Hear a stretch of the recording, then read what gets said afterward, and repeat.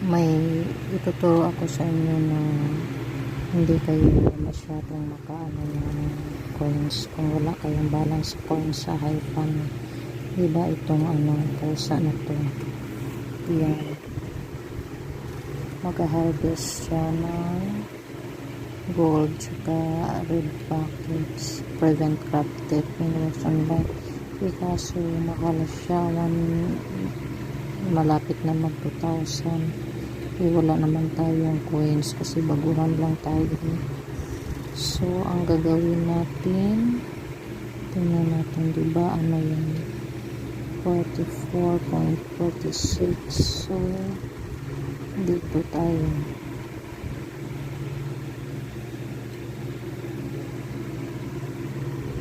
diba may video dyan, tapos shop, dito tayo sa shop, tapos may dito, may mga dito, redeem.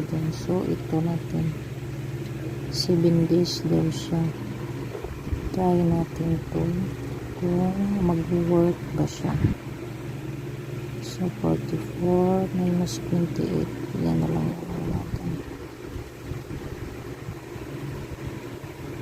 yan na lang yung matitira natin.